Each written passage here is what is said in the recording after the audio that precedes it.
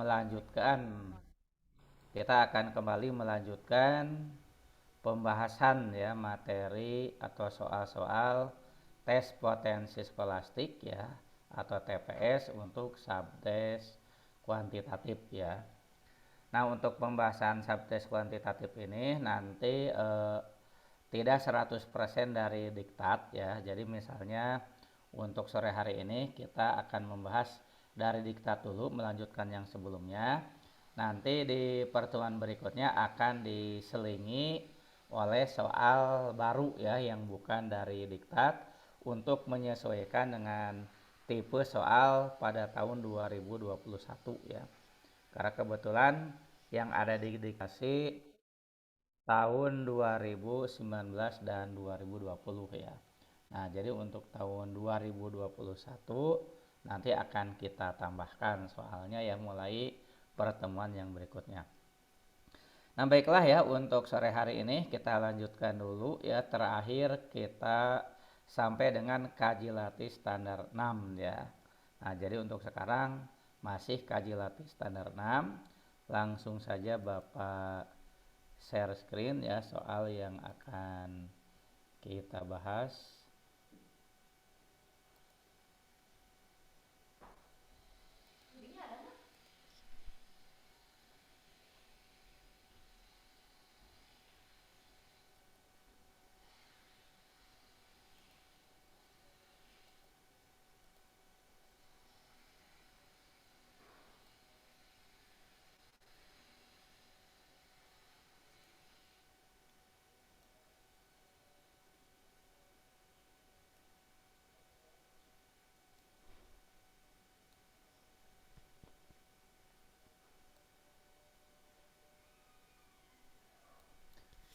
Nah, apakah sudah muncul soalnya belum?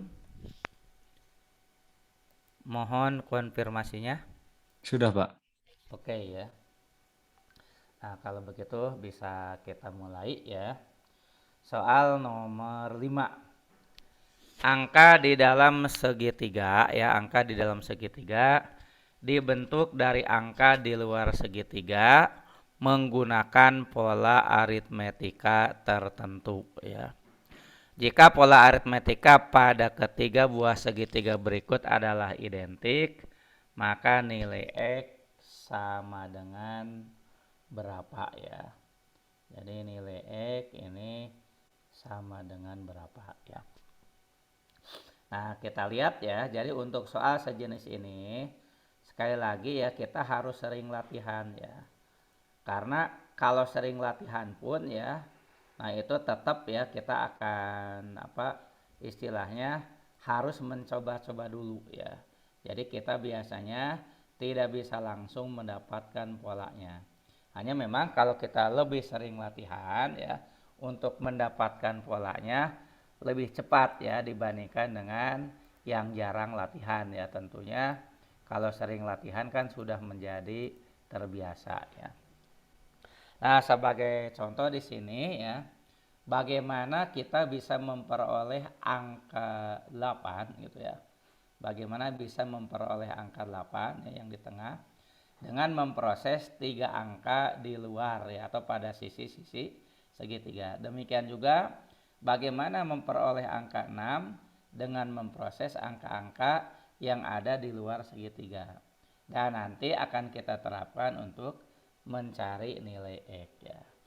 Nah, dengan berbagai usaha gitu ya, setelah berbagai cara dengan mencoba-coba, maka akan kita dapatkan ya bahwa ternyata angka 8 yang berada di tengah ini kalau pada segi tiga pertama diperoleh dengan cara menjumlahkan angka di kiri dan di kanan. 12 tambah 28. Nah, 12 tambah 28 itu kan dapatnya 40 ya. Nah, supaya jadi 8, kita bagi dengan angka yang ada di bawah. Kita bagi dengan 5 ya. Jadi si 8 itu kita peroleh dari 40 bagi 5 ya. Nah, di mana 40-nya adalah 12 ditambah 28. Nah, dengan cara yang sama kita akan memperoleh ya bahwa angka 6 ya, angka 6 pada segitiga kedua itu diperoleh dengan cara menjumlahkan 6 dan 18 ya. 6 dengan 18 ini nah kita jumlahkan ya. Nah, kemudian kita bagi ya. Nah, ini kemudian kita bagi dengan angka yang di bawah. Nah, dalam hal ini kita bagi dengan 4 ya. Kita bagi dengan 4 ya. Nah, jadi dapatnya 6 itu adalah 24 dibagi 4. Maka untuk bentuk yang terakhir ya, untuk bentuk yang ketiga, nilai X yang ada pada segitiga tersebut, X itu bisa kita peroleh dengan cara ya menjumlahkan angka yang di sebelah kiri dan di sebelah kanan ya, dari X yaitu 15 ditambah 17 ya. 15 ditambah 17 yaitu 32 dibagi dengan 8 ya. Jadi hasilnya 32 dibagi 8 kita peroleh 4 ya. Nah, maka untuk soal nomor 5 jawabannya adalah B, yaitu 4 ya.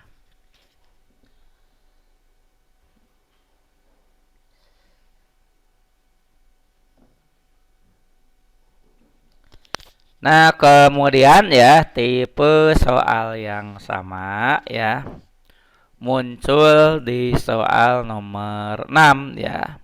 Nah, jadi sekarang kita akan ambil soal nomor 6-nya ya. Kita akan ambil soal nomor 6.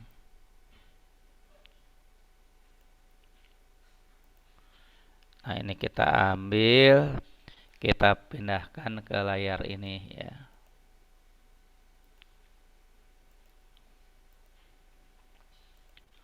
Nah, ini soal nomor 6. Nah, di mana untuk soal nomor 6 ini ya, pertanyaannya mirip dengan soal nomor 5 tadi ya. Cuma ini seginya segi 4 ya. Angka di dalam segi 4 dibentuk dari angka di luar segi 4 menggunakan pola aritmetika tertentu.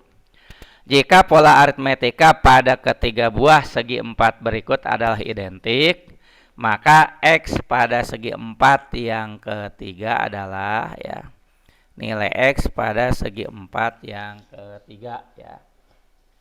Nah, jadi sama ya, kita akan ya mencari ya gimana sih kita bisa memperoleh nilai 6 pada segi 4 pertama, nilai 4 pada segi 4 kedua, untuk ya formulanya dipakai mencari nilai X pada segi 4 yang ketiga. Nah, ini pun ya mau tidak mau yuk kita harus coba-coba ya. Mau tidak mau kita harus coba-coba ya. Dan setelah dicoba-coba ya, salah satu ya formula untuk mengerjakan soal ini ya. Jadi misalnya pada segi 4 yang pertama ya, salah satu yang mungkin bisa memperoleh angka 6 adalah si 4 dengan 3 dengan 5 ini kita jumlahkan ya. Ini yang 3 ya. Jadi 4 dengan 3 dengan 5 kita jumlahkan. Lalu dibagi dengan 2 ya. Jadi pada segi 3 yang pada segi 4 yang pertama itu 6 itu diperoleh dengan cara ya. 6 itu diperoleh dengan cara 4 ditambah 3 tambah 5. 4 tambah 3 tambah 5. 12 dibagi dengan 2 yang ada di atas ya. Jadi 6 itu adalah 12 bagi 2. Nah, cara yang sama akan kita gunakan ya untuk menentukan diperolehnya angka 4. Nah, ternyata kalau misalnya hasilnya beda ya, berarti polanya bukan ini ya. Kalau hasilnya beda. Nah, coba kita jumlahkan 7, 9, dan 8. 7 di kiri, 9 di bawah, 8 di kanan. Lalu dibagi dengan yang di atas, dalam hal ini 6 ya. Nah, nanti dapatnya 7 tambah 9, 16 tambah 8, 24. Dan kalau kita bagi 6, hasilnya betul sekali adalah 4. Nah, maka ya untuk bentuk segi 4 yang ketiga X ya, langsung saja ya. 3 angka dengan pola seperti segi 4 pertama itu kita jumlahkan ya. Nah, jadi 12 tambah 3 tambah 15. 12 tambah 3 ya, tambah 15. Jadi kan 15 tambah 15 ya, yaitu 30 ya. Dibagi berapa? Dibagi yang di atas itu 3 ya. 30 dibagi 3 hasilnya adalah 10. Nah, dengan demikian untuk nomor 6 kita pilih jawaban B yaitu 10 ya. Nah, jadi untuk polanya sendiri sama ya. 3 angka ini kiri, bawah sama kanan dijumlahkan dibagi atas ya. Ini kiri, bawah, kanan dijumlahkan baru dibagi dengan atas ya. Nah, itu pola untuk soal nomor 6. Nah, silakan kalau mau dicatat dulu ya sambil Bapak menyiapkan atau mengimpor.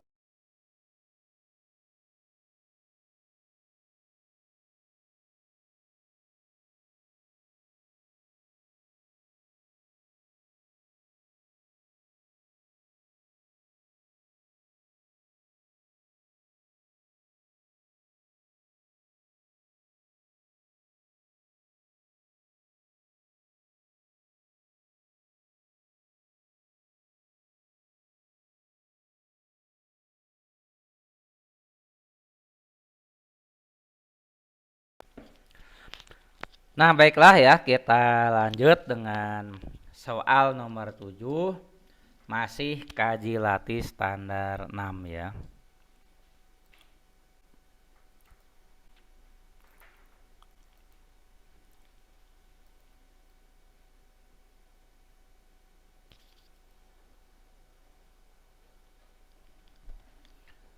Nomor 7, perhatikan tabel tinggi badan siswa. Siswa yang tinggi badannya 155 cm, ada 4 siswa. Yang tinggi badannya 156 cm, ada 2 siswa. Dan seterusnya ya, total siswanya sendiri adalah 32. Pertanyaannya, banyaknya siswa yang memiliki tinggi badan di atas tinggi rata-rata adalah ya.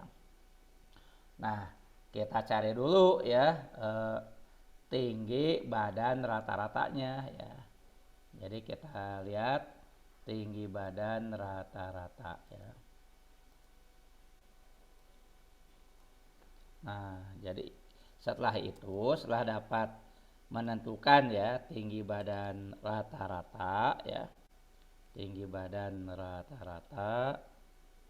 Nah, nanti ya kita sebut saja misalnya tinggi badan itu X ya. Nah, kita carinya X rata-rata ya, X rata-rata ya. Ini sama dengan ya. Nah, kalau bentuknya berbentuk ya tabel distribusi frekuensi ya, maka ya kan X rata-rata itu sigma X ya. Nah, untuk sigma X dibagi N, sigma X-nya itu pertama 155 nih. Nah, ini harus dikali dengan 4 ya. Dikali frekuensi. Tambah 156 kali 2. Tambah 157 kali 15. Tambah 158 kali 8. Dan ditambah 159. Maaf nih angka 5-nya kita perbaiki dulu ya. 159 dikali ada 3 ya. Nah, dibagi dengan total frekuensi ya. Total frekuensi ya 32 ya. Yaitu 4 tambah 2 tambah 15 tambah 8 tambah 3 ya.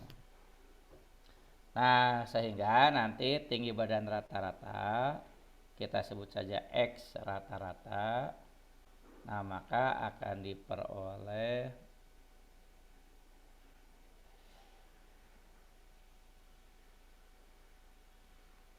Nah, akan diperoleh 155 kali 4 ya. Dapatnya adalah 400 tambah 150 kali 4 ya. Kan 620 ya. Nah, ini dapatnya 620, yang ini 156 kali 2 itu 312. 157 kali 15 ya, ujungnya 5, nanti dapat 2355 ya, 2355. Tambah 158 kali 8, ujungnya tentu 4 ya, 1264. Nah, 159 kali 3 ya, tentu ujungnya 7 ya. Nah, jadi 477. Nah, kemudian kita bagi dengan 32 ya. Maka nanti nilai rata-ratanya adalah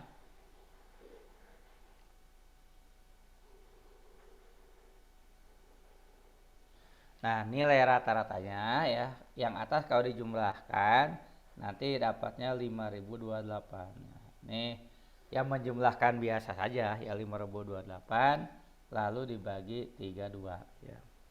Karena jumlah siswa totalnya 32. Nah, dapatnya nilai rata-rata itu 157,125.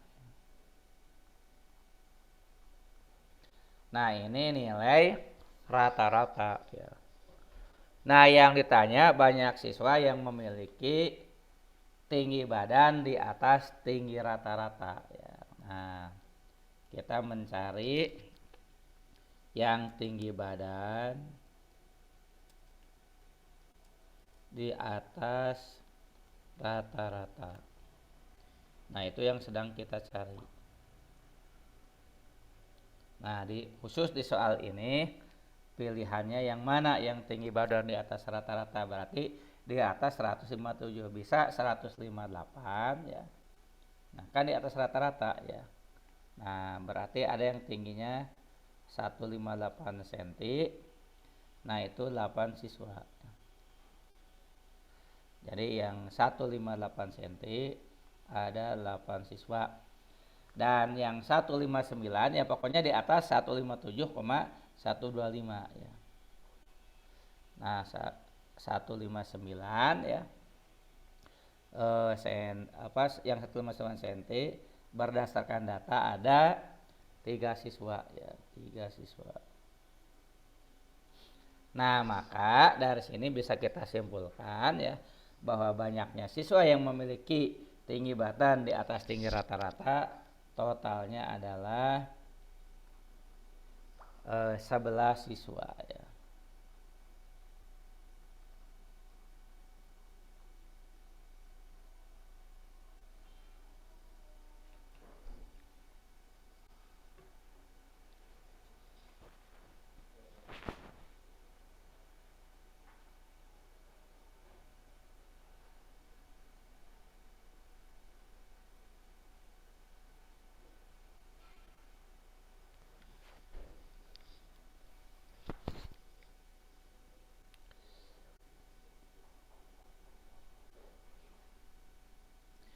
Nah, baiklah ya, kita lanjut dengan soal berikutnya, yaitu soal nomor 8 ya.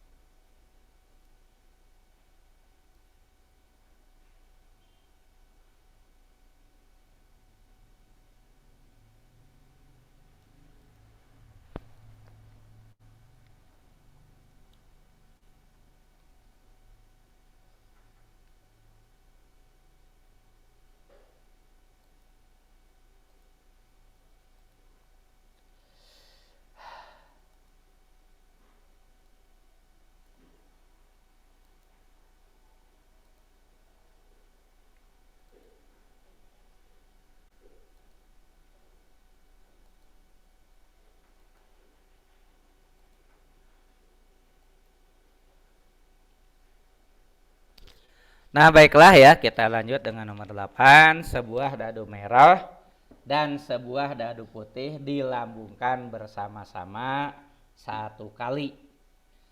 Pertanyaannya, peluang muncul mata dadu merah ganjil dan mata dadu putih genap ya. Jadi dua dadu yaitu merah dan putih dilambungkan bersama-sama satu kali ya. Nah, peluang muncul mata dadu merahnya ganjil, mata dadu putihnya genap. Nah, itu berapa ya? Nah, kita lihat dulu ruang sampelnya ya. Ruang sampel pelemparan dua buah dadu ya. Nah, ini sudah ditunjukkan pada gambar ini ya. Nah, ini menunjukkan ya ruang sampel ya. Ini adalah ruang sampel pelemparan dua dadu. Nah, dalam hal ini dadu yang digunakan adalah dadu merah dan dadu putih. Nah, yang diinginkan ya, yang diinginkan adalah berapa ya peluang muncul dadu merahnya ganjil, dadu putihnya genap ya. Dadu merah ganjil, dadu putih genap. Kita tandain saja ya. Merahnya ganjil berarti kan dadu merahnya ganjil. Nah, berarti ini merahnya 1, 3, 5 ya. Merahnya ganjil 1, 3, 5. Dan putihnya genap ya. Untuk putihnya ini genap. Jadi ini 2, 4, 6 ya. 2, 4, 6. Putihnya genap. Maka ya kesimpulannya yang mungkin adalah ya merah ganjil putih genap ya. Yang paling memungkinkan adalah kalau 1 dengan 2, 1 dengan 4, 1 dengan 6.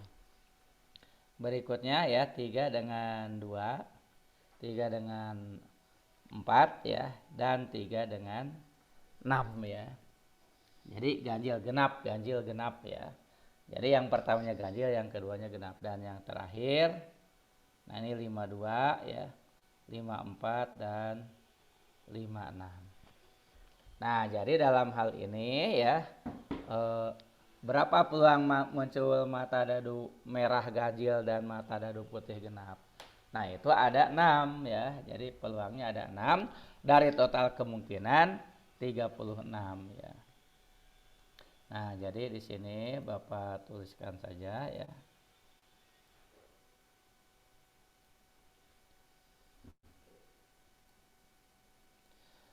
Nah, di sini ya peluang warnanya kita ganti dulu. Peluang ya. Mata dadu pertama merah ganjil ya. Jadi pertama merah ganjil. Yang kedua putihnya genap.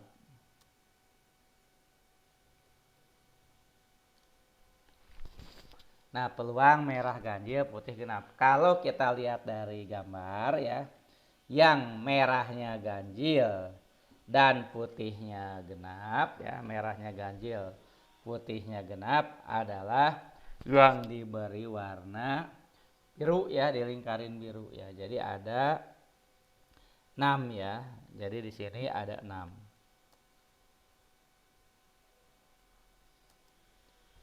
Nah, di sini ada 6 buah ya. Yang ditanya peluang muncul dadu merah ganjil dan mata dadu genap.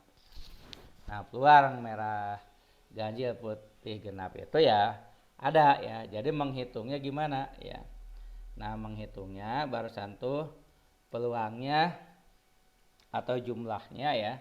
Jumlah yang mungkin dari ganjil genap ini ya ada 6 ya. Ini ada 6 ya, jumlah 6. Nah, kemudian dibagi dengan jumlah keseluruhan ya. Jumlah kemungkinan keseluruhan pada pelemparan dua buah dadu ya. Pelemparan dua buah dadu itu peluangnya 36 ya. Nah, banyak kemungkinannya ya, ruang sampelnya ada 36. Jadi peluang merah ganjil putih genap adalah 6/36 alias 1/6. Nah, itu untuk soal nomor 8 ya.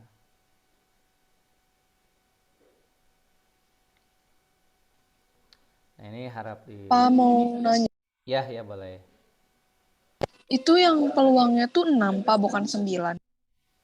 9, maaf, 9 ya. Ada 9 ya. Salah nih. Rada ngantuk deh. Ya, ada 9 ya. Jadi peluangnya itu 12, 32, 52, 14, 34, 54, 16, 36, 56, 9 ya, betul. Ada 9 ya yang mungkin itu. Kan jumlah jumlah peristiwa yang mungkin terjadi ada 9 bagi totalnya 36 ya. Jadi seperempat ya. Ya, terima kasih koreksinya ya. Di gambar ini memang adanya 9 ya. 9 per 36. Nah, jadi kita pilih jawabannya B ya.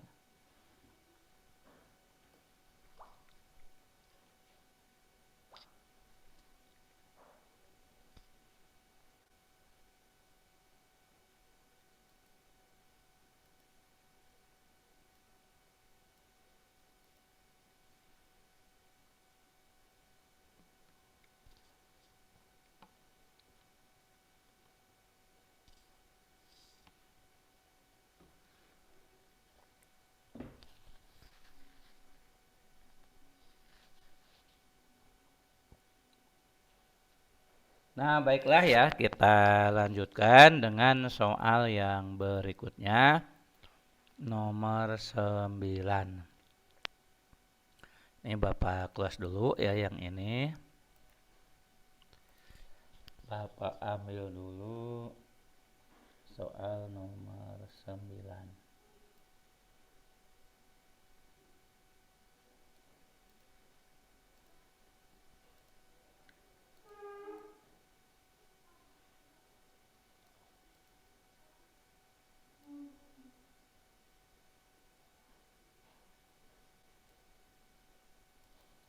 Nomor 9, perhatikan gambar berikut ya.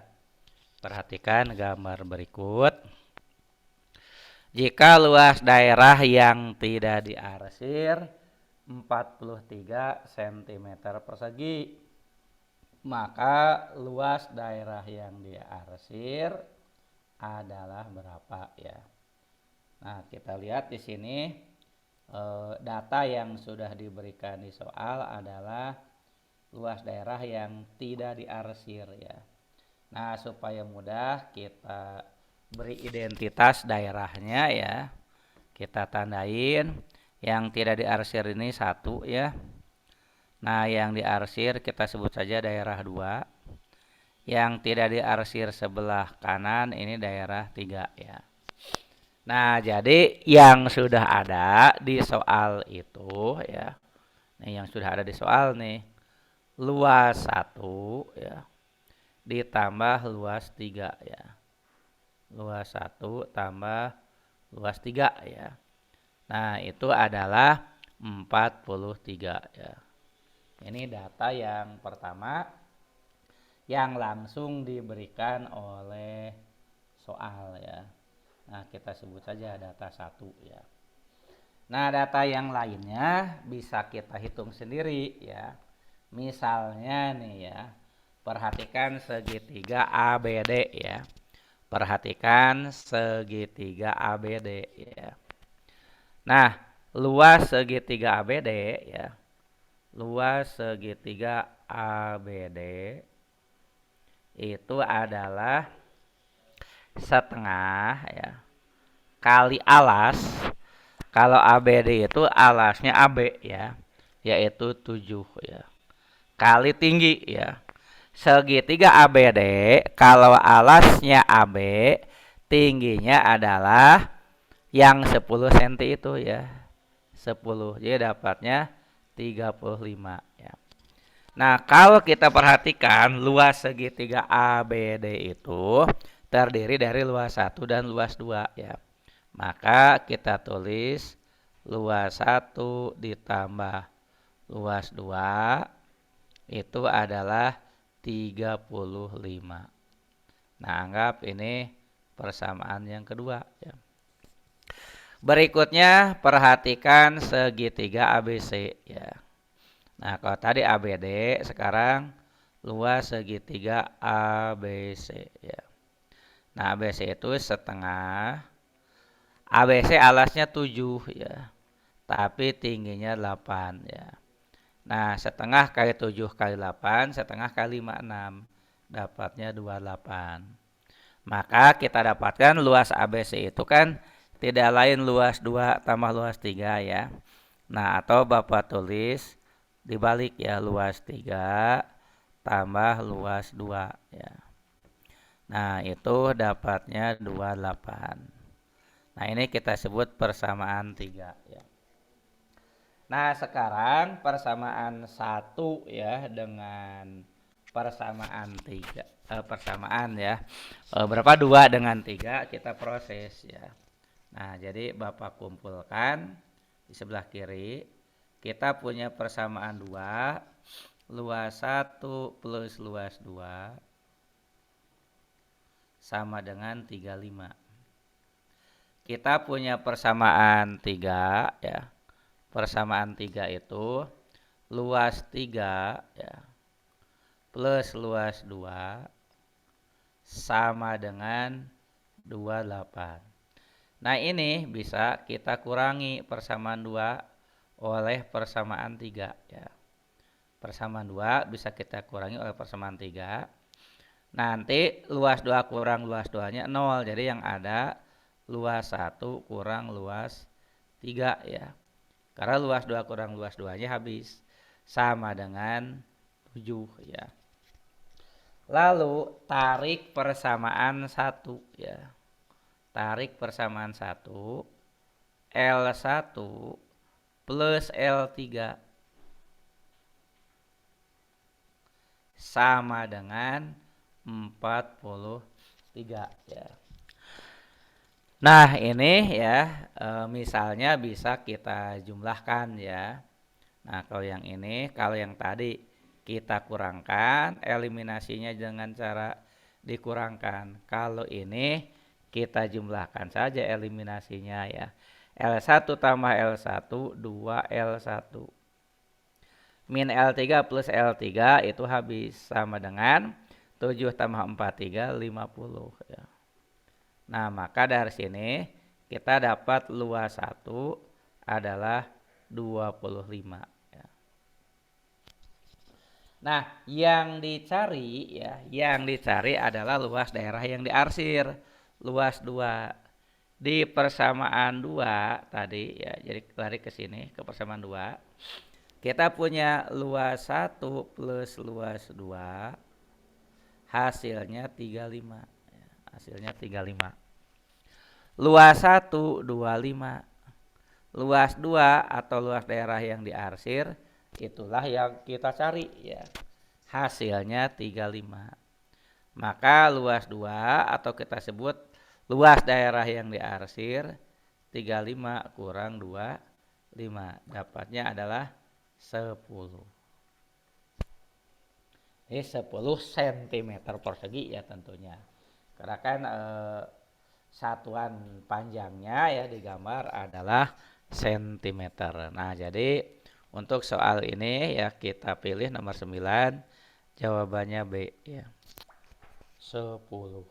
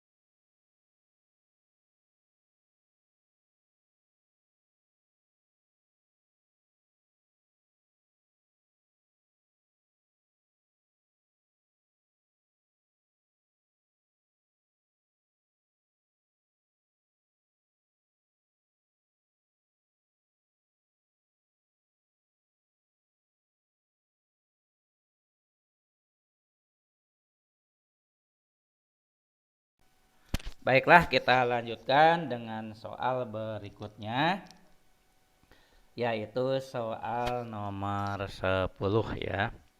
Ntar Bapak perbesar gambarnya.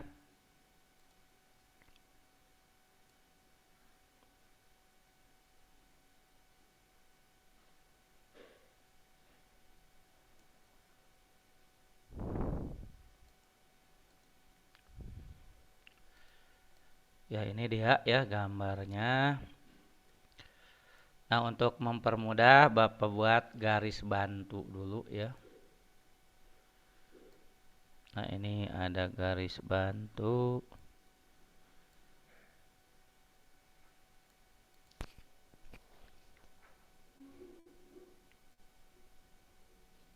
Kemudian di sini juga kita bikin garis bantu.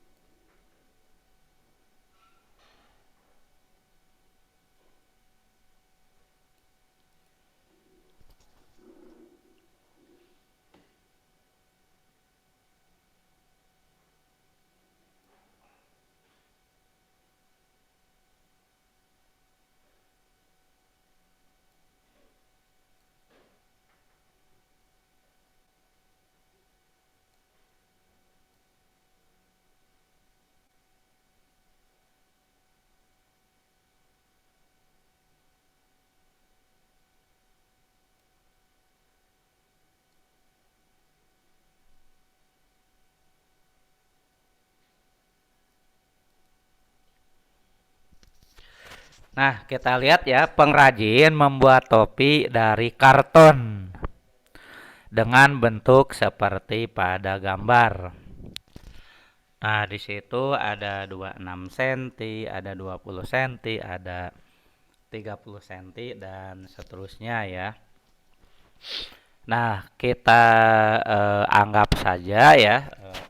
Di sini kan ada lingkaran besar, ada juga lingkaran yang kecil ya.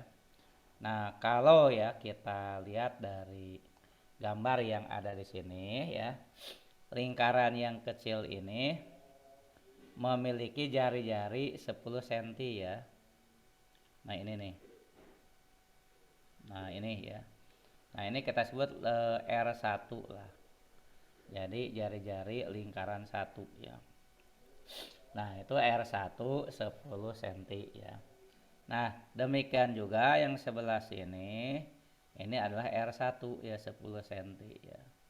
Ini R1 10 cm ya. Nah, ini perhatikan ya, bahwa yang bawah kan ada tulisan 20 ya. Jadi itu R1 tambah R1. Kemudian yang bawahnya lagi ada tulisan 30 ya. Nah, kita tahu dari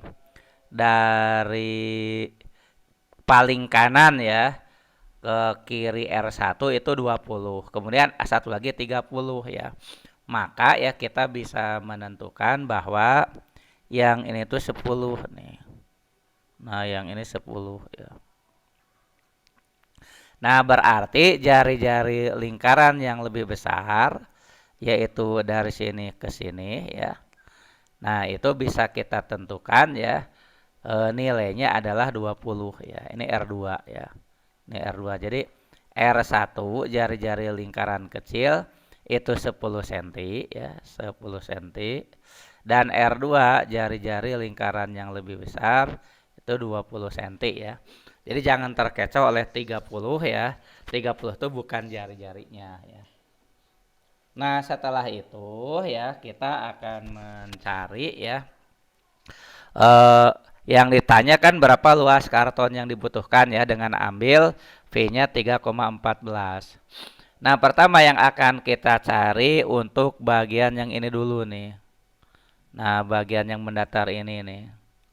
Nah, ini luasnya ya. Luas bagian situ ya. Itu adalah luas lingkaran besar kurangi luas lingkaran kecil ya. Jadi VR2 kuadrat ya kurangi VR1 kuadrat. Nah, sama dengan V kali R2 kuadrat kurang R1 kuadrat ya. Nah, nanti dapatnya V kali ya 20 kuadrat, 20 kuadrat kurangi 10 kuadrat ya. Nah, nanti dapatnya V ya dikali ya 400 kurangi 100, 300 ya. Nah, jadi nanti dapatnya 300 pi ya. Nah, 300 pi ya satuannya sentimeter persegi. Nah, pi diganti 3,14 nanti saja ya. Nah, kemudian yang harus kita hitung lagi adalah luas selimut kerucut ya ini. Nah, ini. Jadi ini luas selimut kerucut ya. Luas selimut kerucut ya. Nah, itu ya rumusnya adalah kan kerucutnya itu berjari-jari R1. Jadi V kali R1 ini kali namanya S1. S1 itu disebut sebagai garis pelukis ya. Garis pelukis itu yang ada di soal 26 cm ya. Jadi ini namanya ini S ya. S ini adalah garis pelukis istilahnya ya. Ini istilahnya di matematik garis pelukis. Jadi luas selimut kerucutnya ya Pi R1 S1 ya. Jadi nanti dapat V kali R1-nya 10 kan ya. 10 kali E1 26 ya. E1-nya 26 ya. Nah, sehingga nanti dapatnya 260 V ya. 260 V sentimeter persegi ya. Nah, sehingga ya total luas karton yang dibutuhkan ya. Luas total. Nah, itu sama dengan 300 tambah 260 ya. Jadi 560 V ya. Nah, berarti 560 kali 3,14 cm persegi. Nah, kalau kita kalikan ya 560 dengan 3,14 ya. Coba kita kalikan, Bapak kalikan dulu ya. 560 kali 3,14 dapatnya 1758,4 ya. 1758,4 cm persegi. Dan ini sesuai dengan pilihan B ya. Jadi untuk soal nomor 10 jawabannya adalah B ya. Nah, silakan ya kamu dicatat dulu ya sambil Bapak mempersiapkan soal berikutnya.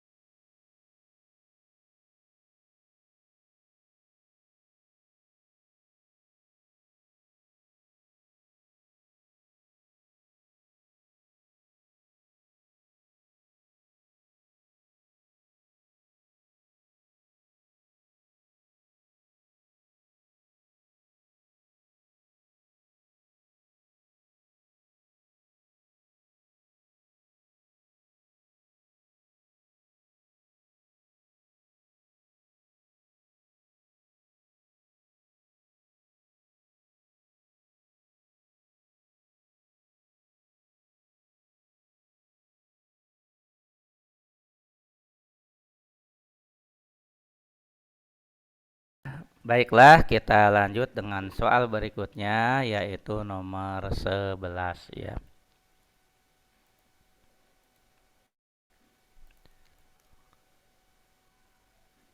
Nah, untuk soal nomor 11, perhatikan persamaan berikut. Pasangan garis yang sejajar ya. Nah, untuk teorinya ya, yang pertama untuk mencari ya garis apakah sejajar atau tegak lurus atau bagaimana hubungannya, kita cari dulu gradiennya ya. Untuk menentukan gradien, ubah dulu persamaan garisnya menjadi berbentuk Y adalah mx plus C ya. Nah, kalau udah berbentuk Y mx plus C, maka M ini yaitu angka yang ada di depan X, ini yang disebut dengan gradien.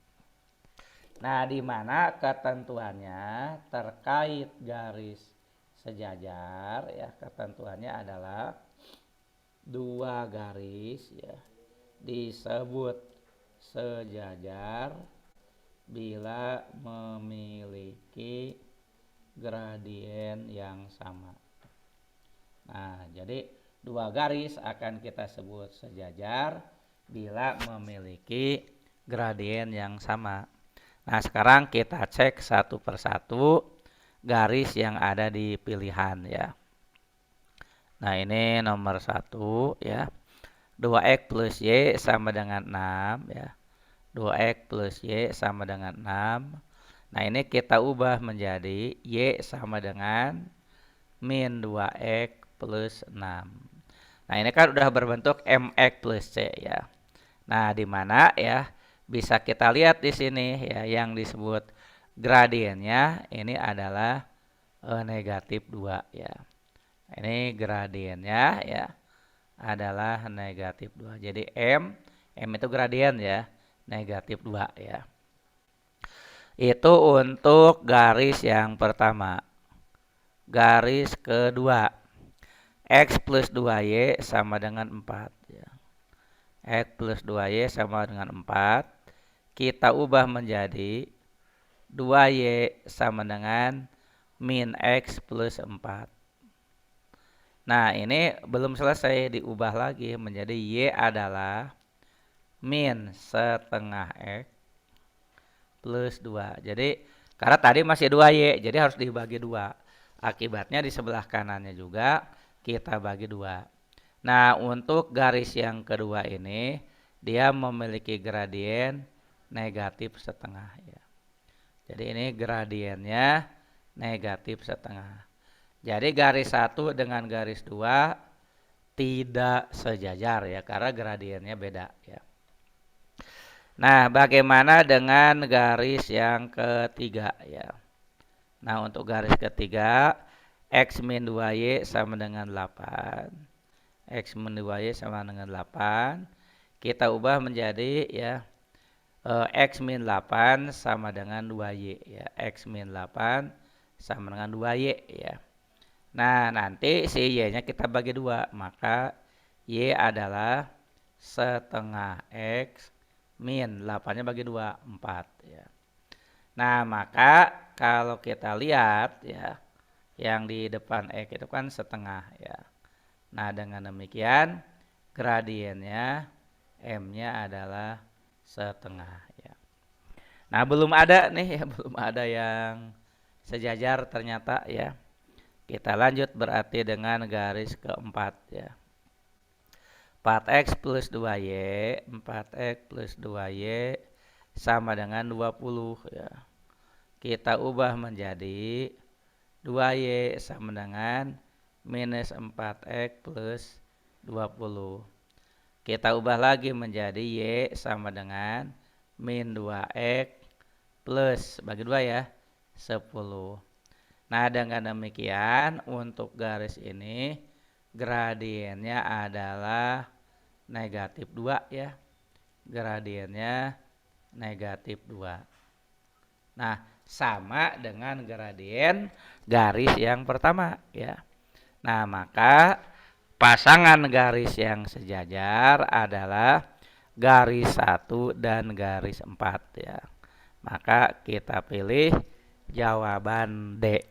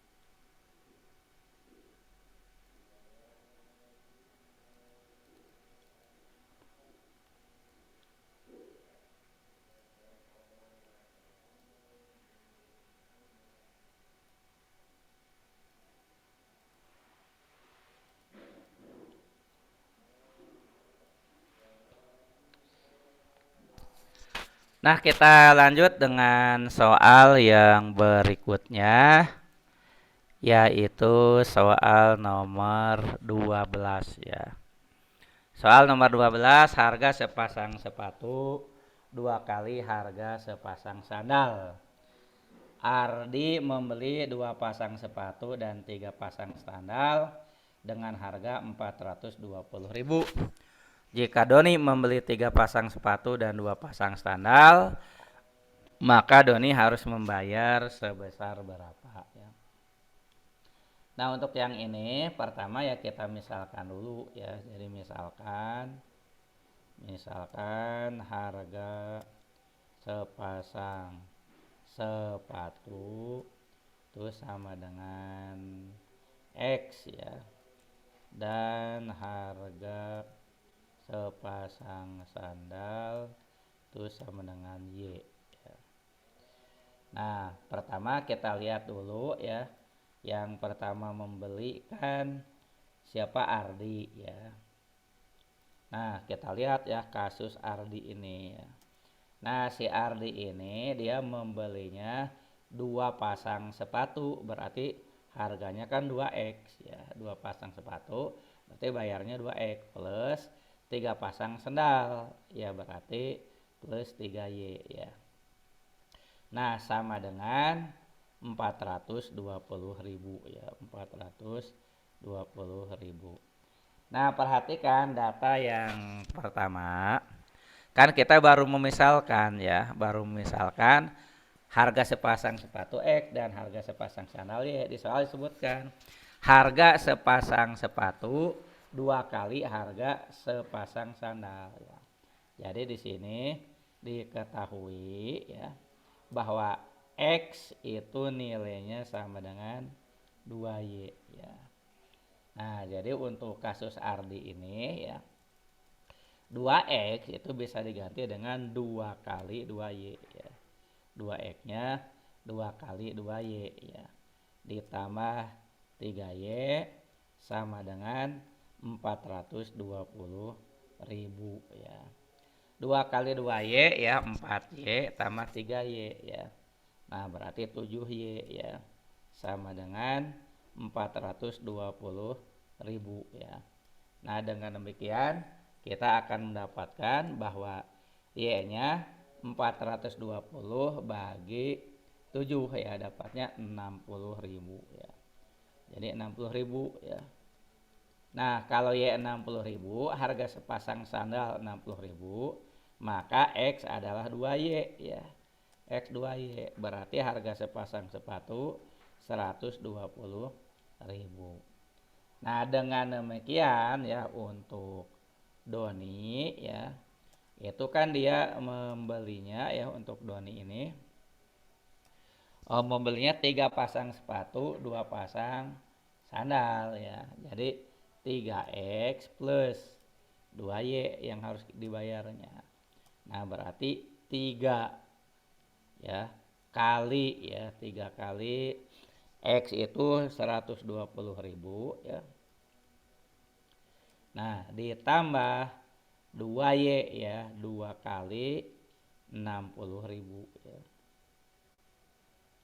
Nah, tentu sama dengan 3 kali 120 ya, tambah 120 sama 4 kali 120 ya. Jadi dapatnya 480.000 ya.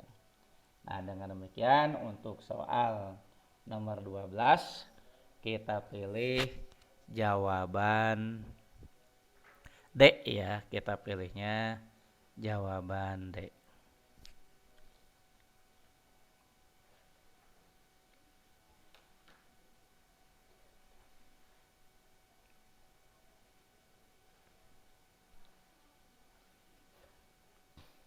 Nah, baiklah ya, kita lanjut ya karena kalau ini kan mudah ya.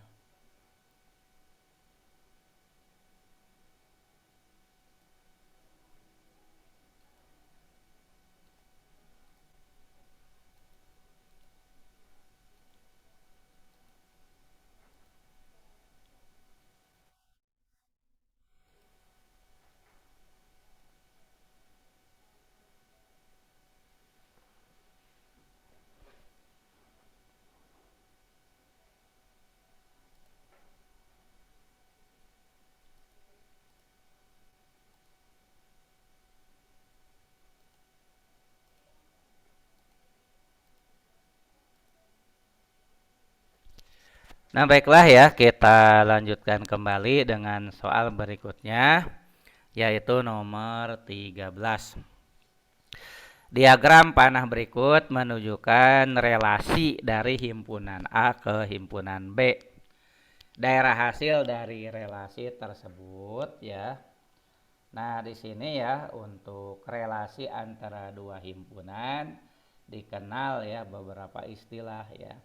Nah, untuk gambar atau untuk relasi pada soal nomor 13, pertama ya ada yang namanya domain ya. Domain ya. Atau daerah asal ya. Nah, domain atau daerah asal nah yaitu himpunan 1 2 3 4 ya. 1 2 3 4 ya. Nah, itu namanya domain atau daerah asal. Nah, kemudian ada yang namanya kodomen ya. Kodomen ya. Ini disebut daerah kawan ya. Daerah kawan. Nah, yang disebut daerah kawan itu adalah 14, 9,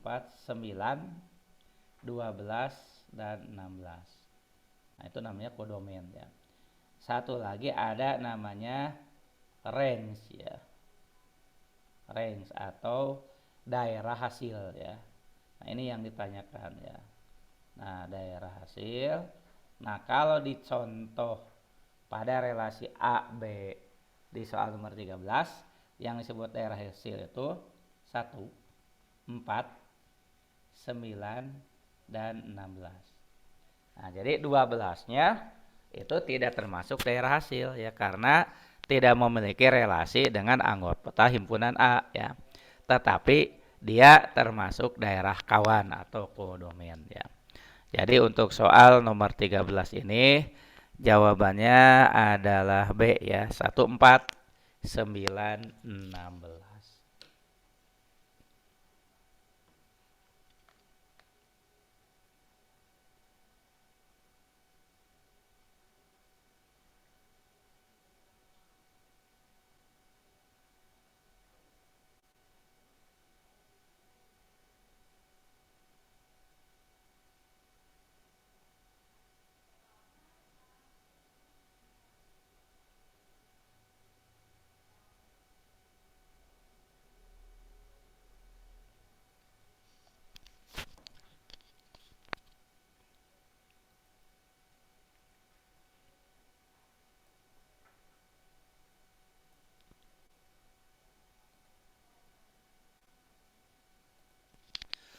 Baiklah, kita lanjut dengan soal berikutnya, soal nomor 14 ya.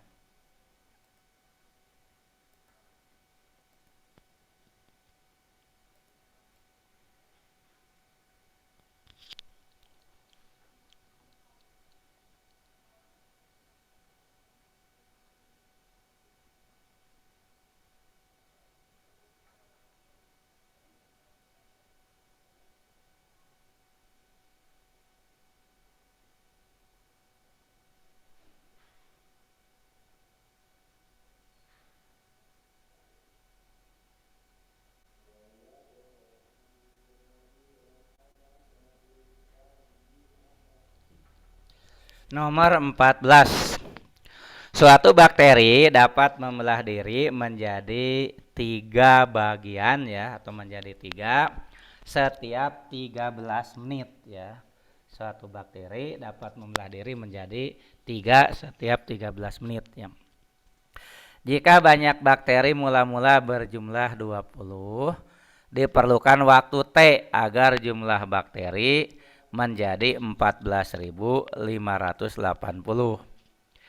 Jika bakteri tersebut membelah diri menjadi 3 setiap 20 menit, kan asalnya tadi di soal di kalimat pertama menjadi 3-nya setiap 13 menit ya. Nah, jika bakterinya membelah diri menjadi 3-nya setiap 26 menit, maka banyaknya bakteri setelah waktu T tersebut adalah, nah ini adalah suatu pertumbuhan eksponensial ya. Nah, ini pertumbuhan soal tentang pertumbuhan eksponensial ya. Nah, untuk soal tentang pertumbuhan eksponensial, nah ini dia menggunakan rumus ya. Jumlah ya, misalnya bakteri ini setelah waktu T adalah jumlah bakteri mula-mula disebut N0 kali. Nah, lihat nih disebutkan membelah dirinya 3, jadi 1 jadi 3, nanti 3 jadi 9, 9 jadi 27 ya. Nah, jadi eksponennya ya dengan faktor 3, jadi sininya 3 nih. 3 karena eksponensial pangkat ya. Pangkat T waktu dibagi periode ya. Periode itu membelah 3-nya itu setiap berapa lama gitu ya. Nah, jadi di sini ada T besar ini periode ya. Periode ya. Nah, sedangkan kalau T kecil ini waktu ya, waktu saja. Waktu itu ya bisa lebih besar, bisa lebih kecil dari periode ya. Jadi RT adalah N0 kali 3 pangkat T per T ya. Nah, untuk soal ini ya kalau kita lihat ya, yang sudah ada T-nya 13 menit ya. Jadi di sini T-nya 13 menit ya. 13 menit. Kemudian jika banyaknya bakteri mula-mula 20. Nah, berarti N0 nih 20 ya. Lalu ya diperlukan waktu T agar jumlah bakteri 14.580. Setelah T sama dengan T ya, maka jumlah bakteri NT adalah 14.580. Nah, pertanyaannya adalah kalau periodenya bukan 13 menit, tapi 26 menit, maka setelah waktu yang sama jumlah bakterinya berapa ya? Nah, karena lebih lambat ya 26 menit jumlah bakterinya lebih sedikit ya. Tapi kan semua pilihan lebih sedikit dari 14.000. Kita olah data yang pertama dulu ya. NT sama dengan N0 kali 3 pangkat T per T ya. NT-nya langsung 14.580 sama dengan 20 kali 3 pangkat T per 13 ya.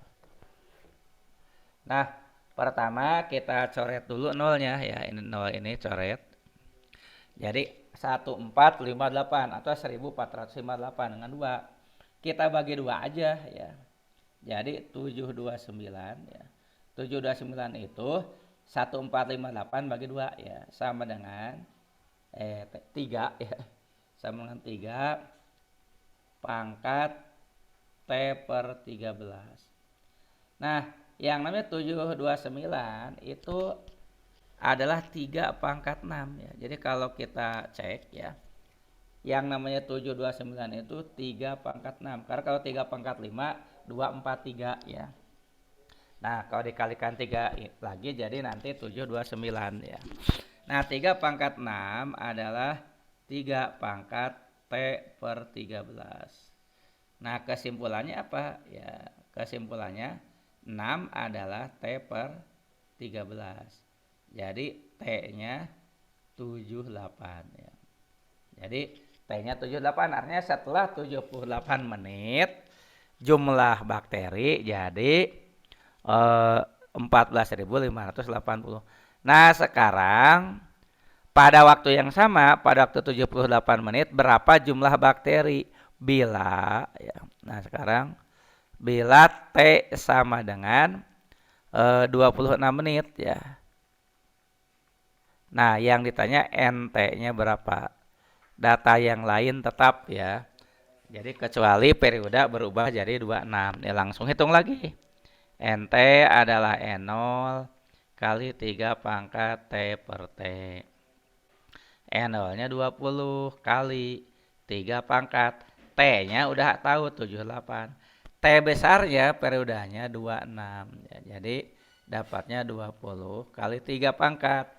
78 bagi 26 itu pas 3 ya. Nah, 20 kali 3 pangkat 3 itu kita tahu 27. Nah, 20 kali 27 itu 540. Jadi kalau periodenya lebih besar ya, dia lama ya berkembangnya ya, maka periode lebih besar jumlah bakteri yang terbentuk lebih sedikit ya. Jadi jawabannya adalah mana tadi? 540 bakteri.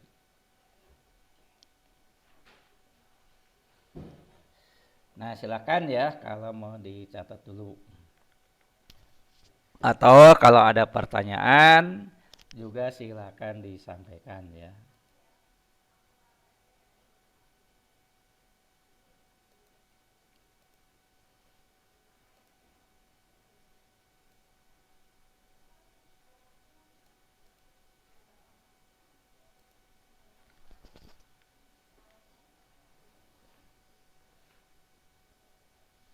Pak ingin tahu rumusnya, Pak.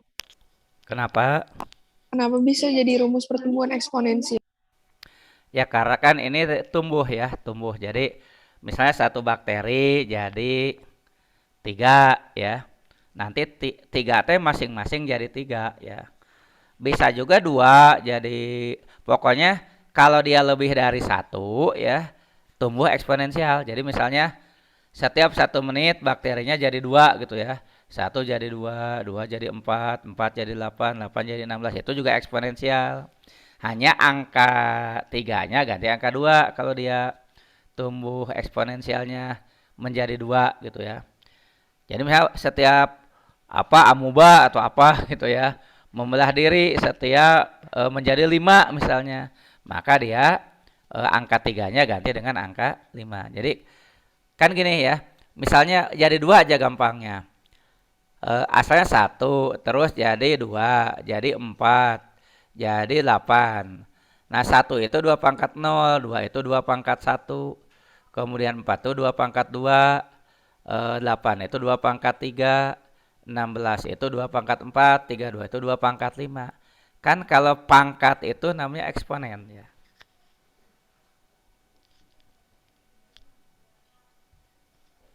Ada juga yang kebalikannya ya. Jadi gini misalnya ya. Biasanya itu di bahan kimia, bahan radioaktif namanya meluruh. Misalnya suatu bahan mula-mula 100 gram meluruh tinggal 50 gram. 50 gram meluruh lagi tinggal 25 gram. 25 meluruh lagi tinggal 12,5. Itu juga eksponensial. Tapi angka yang dipangkatkannya setengah ya. Jadi misalkan NT adalah N0 kali setengah pangkat T per T. Kalau di kimia biasanya ada yang namanya bab waktu paruh ya untuk unsur radioaktif ya. Apakah bisa diterima? Bisa, Pak. Makasih. Iya, iya.